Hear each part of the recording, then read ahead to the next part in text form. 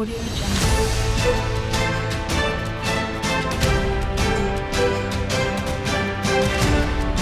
Audio Jungle.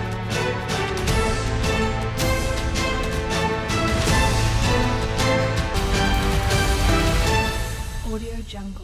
खेती में बढ़ते रासायनिक खाद्य और कीटनाशकों के प्रयोग से लोगों के स्वास्थ्य में विपरीत प्रभाव पड़ रहा है। आज दूध और घी में भी रसायन की मात्रा निकल रही है, भूमि बंजर हो रही है, पीने का जल दूषित हो रहा है, पर्यावरण भी विपरीत प्रभाव पड़ रहा है।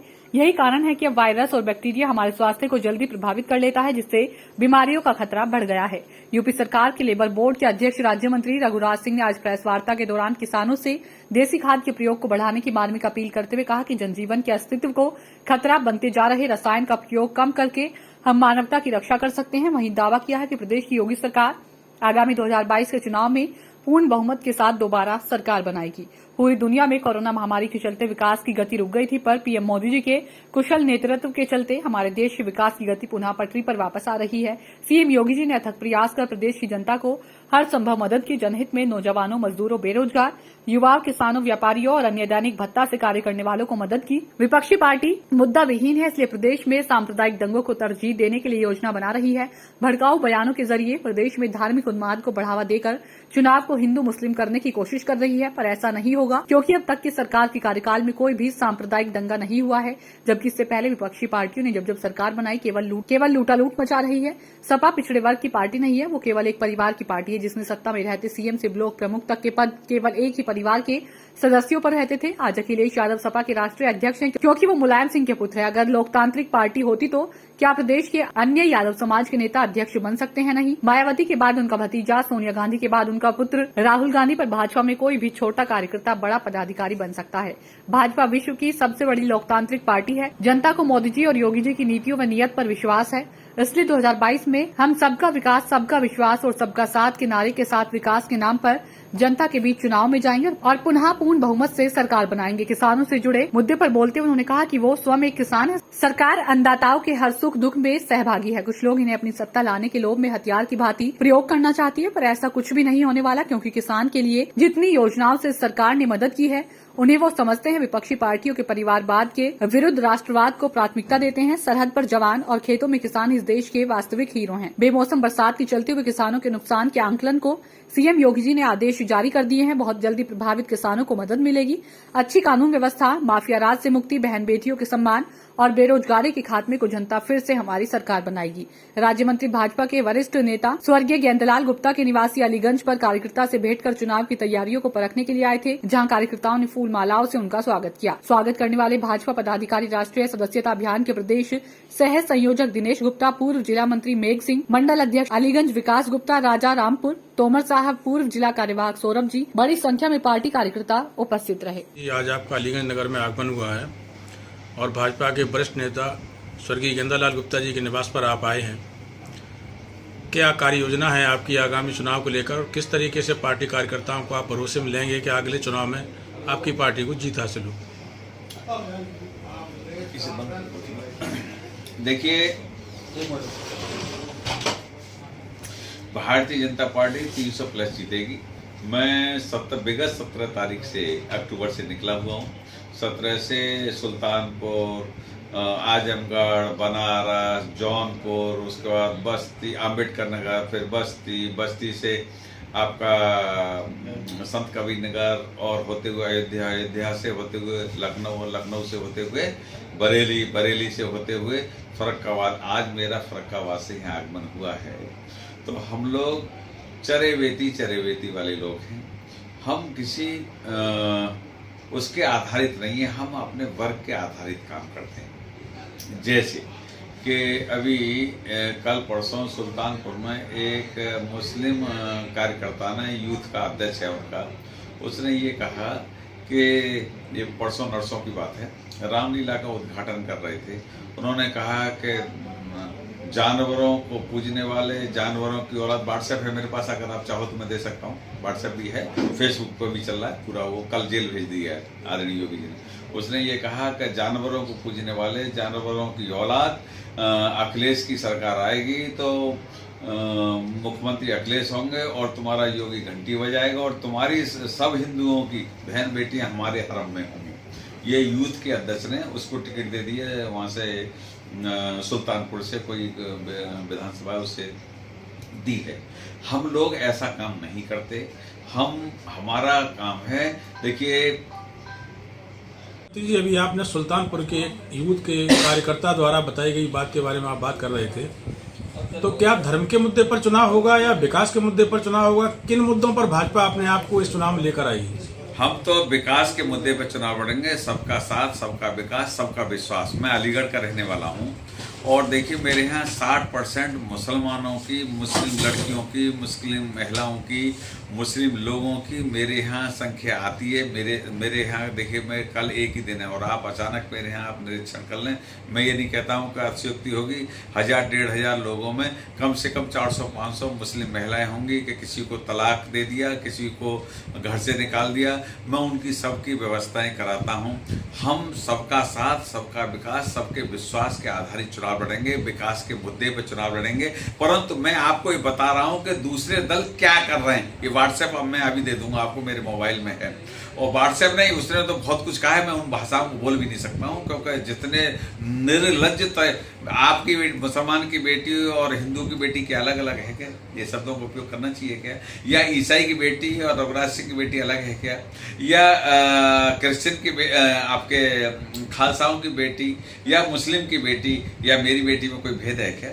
होना चाहिए क्या? नहीं होना चाहिए। लेकिन ये लोग हिंदू मुसलमान बना रहे हैं। लेकिन हमने ये कहा है, ऐसे लोगों के साथ हम कानून जो कार्रवाई करेगी। वो कल जेल गया है और उस जेल जाने से पहले श्रीमान अखिलेश जी ने उसको सम्मानित किया है। तो ये लोग ये भड़का रहे हैं, क्योंकि एक भी मुस्लिम हिंदू दंगा 5 वर्ष में, 7 वर्ष में नहीं हुआ। देश में 7 वर्ष हो गए आदरणीय मोदी जी की सरकार, प्रदेश में 4.25 साल होने जा रहे हैं, एक दंगा नहीं हुआ। तो सपा और बसपा और कांग्रेस की सोच है कैसे भी हिंदू मुसलमान हो। अच्छा, आप ये और बता दीजिए, हमने गुंडे बदमाश, चाहे वो हिंदू हो चाहे वो मुसलमान हो, हमने किसी के साथ नरमी नहीं बरती। हम आदरणीय योगी जी ने कहा प्रदेश छोड़ दो मेरा, प्रदेश नहीं छोड़ते जेल में चले जाओ। 18,500 गुंडे बदमाश जेल में चले गए। और जो नहीं जा रहे हो, तीसरा रास्ता मेरे पास है, ऊपर जाने वाली टिकट हम दे देते हैं। तो टिकटें हमने दी हैं, एनकाउंटर हुए हैं, दबा के हुए बेईमानों के एनकाउंटर। देखिए, मुख्तार अंसारी के होटल को कोई भी उत्तर प्रदेश में किसी माई के लाल की हैसियत नहीं, केवल आदरणीय योगी जी ही कर पाए। 250 करोड़ की संपत्ति सरकारी जमीन पर कब्जा करके बनाई थी, बुलडोजर से ढा दिया गया। ये हम ही न्याय दे सकते हैं। बाकी सब चोर उचक्के बेईमान हैं सारे, क्योंकि घर में ही सब लोग मुख्यमंत्री होंगे, घर में ही मंत्री होंगे, घर में ही जिला पंचायत होंगे, घर में ही ब्लॉक प्रमुख होंगे, घर में ही नगर पालिका के चेयरमैन होंगे। हमारे यहाँ ये नहीं है। योगी जी के कोई औलाद नहीं है, मोदी जी के कोई औलाद नहीं है। हम तो जिसका भी नंबर पड़ता है वही राष्ट्रीय अध्यक्ष हो जाता है, वही हमारे यहाँ जिसको मौका। ये एक भारतीय जनता पार्टी ही एक ऐसी पार्टी है, लोकतांत्रिक पार्टी है, जो जिसमें चुनाव होता है। बाकी तो अखिलेश के अलावा कोई यादव दूसरा क्यों नहीं बनाया? दूसरा यादव बनाना चाहिए ना राष्ट्रीय अध्यक्ष। क्यों अखिलेश ही क्यों भाई? क्यों? मुलायम सिंह का बेटा है। अच्छा, मायावती के बाद कौन? उसका भतीजा। अच्छा, ये बताइए सोनिया जी के बाद कौन? राहुल जी। हमारे यहाँ सिस्टम ये नहीं है, खानदान वाला सिस्टम इन तीनों पार्टियों में है और तीनों बेईमान पार्टियां देश की।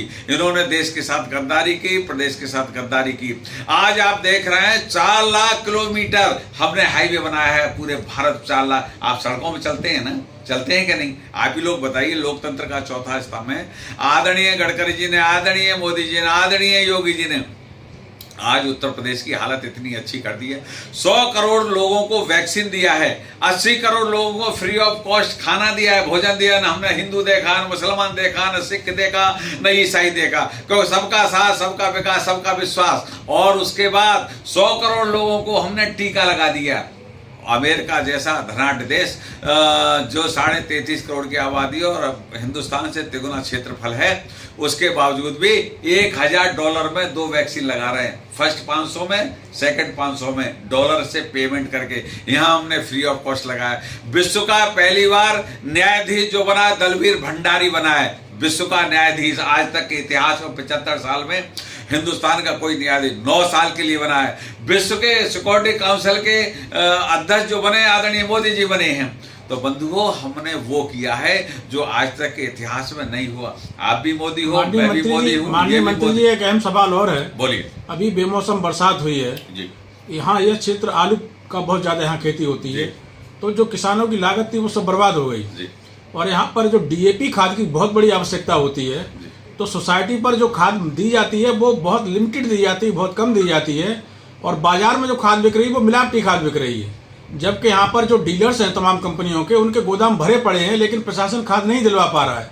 तो किसानों किस तरीके से, आप एक तरफ कहते हैं किसानों के मसीहा हैं, किसानों के लिए सब कुछ करेंगे, लेकिन इस हालात में उनकी मदद क्यों नहीं हो रही? प्रशासन उनकी मदद क्यों नहीं कर रहा है? खाद उनको क्यों नहीं मिल पा रही? मैं भी किसान हूँ, मैं आपको बता रहा हूँ, ये डीएपी से, यूरिया से हमारी जमीन रेह हो गई है। जो हम लोग पूर्वज जो हमारे करते थे आज से 25-30 साल पहले, जो उसकी रोटी बनती थी, आज बताओ ईमानदारी से आप लोग लोकतंत्र का, हम कह रहे हैं इसको कम करते जाओ और अपने देसी खाद पे आओ। फिर से देसी खाद पे आओगे तो देश का, क्योंकि ये जो जितनी बीमारी हो रही है ये सब इन खादों के कारण हो रही है। क्योंकि उस समय जैसे हमारे देश में डालडा घी नहीं खाते थे, नहीं सर, तो चाय नहीं पीते फिर क्या गोबर की खाद डालें ये लोग, इनको खाद नहीं मिलेगी? मेरा कहना सभी से, मैं भी किसान हूं, मैं हाथ जोड़ के अन्नदाता से निवेदन करूंगा कि हम देसी खाद का उपयोग भी धीमे धीमे करना शुरू करें, नहीं तो ये खेती बर्बाद हो जाएगी।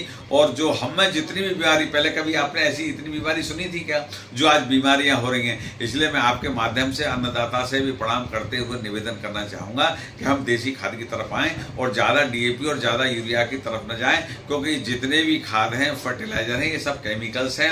और केमिकल्स खा खा के आजकल देखिए 1 किलो घी में 50 ग्राम यूरिया की मात्रा निकलती है, चाहे भैंस का हो चाहे गाय का हो। तो यूरिया हम सब खा रहे हैं, इनके कारण हमारा स्टेमिना अब कम हुआ है। लेकिन फिर भी हिंदुस्तान के वासियों का स्टेमिना अच्छा है कि 135 करोड़ में केवल 4 लाख लोगों की मोर्टेलिटी रेट हुआ है और 33.5 करोड़ अमेरिका में 6.5 लाख लोग मरे हैं। तो इसलिए हमारा हिंदुस्तान बहुत अच्छा है।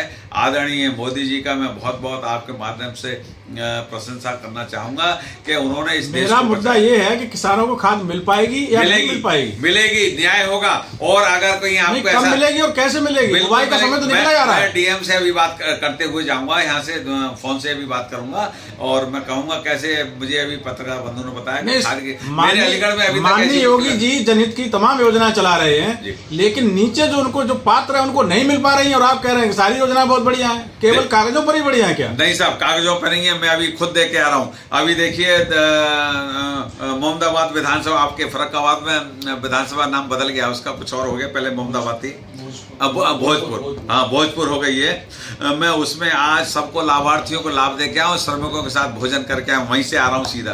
तो इसलिए ऐसा नहीं है। लेकिन मैं आपको ये कहना चाहूंगा, पुराने अधिकारी कर्मचारी मानसिकता के थे, लूटो खाओ आंदोलन करो। आदरणीय योगी जी ने लूटो खाओ आंदोलन बंद कर दिया, ना खाऊंगा ना खाने दूंगा, आदरणीय योगी जी ने बंद कर दिया। तो इसके कारण कभी कभी कहीं कहीं कोई शिथिल हो जाता है। लेकिन अगर ऐसे लोगों की सूची आपके पास है तो आप मुझे दीजिए, आदरणीय योगी जी के पोर्टल पर डालिए। पूरे जनपद में कोई सहकारी समिति ऐसी नहीं है जहाँ सैकड़ों किसान लाइन लगाए हो। मुझे मेरा निवेदन है, एक तो लिखित में आप दे दीजिए, थोड़ा मुझे देखिए ऐसे मुझे वो याद भी नहीं रहेगा, आप लिखित में दीजिए। वैसे मैं डीएम से भी वार्ता करूंगा, आपके पत्रकार वार्ता के बाद ही वार्ता करके फिर मैं, आप लोग चाहो तो 1 घंटे बाद मुझसे पूछ लेना और मैं आदरणीय योगी जी को भी इसकी सूचना दूंगा। लेकिन योगी जी का सोच है बिल्कुल स्पष्ट है, सबका साथ, सबका विकास, सबका विश्वास जीतकर हम काम कर रहे हैं। जो वोट दे रहा है उसका ही भला, जो नहीं दे रहा उसका ही भला। और 300 प्लस में आदरणीय योगी जी के नेतृत्व में पुनः सरकार बनने जा रही है। ये मैं आपको बधाई आपके माध्यम से देना चाहता हूँ। लोकतंत्र के 14 स्तंभ आप ही हैं। जय हिंद, जय भारत, धन्यवाद। Audio Jungle.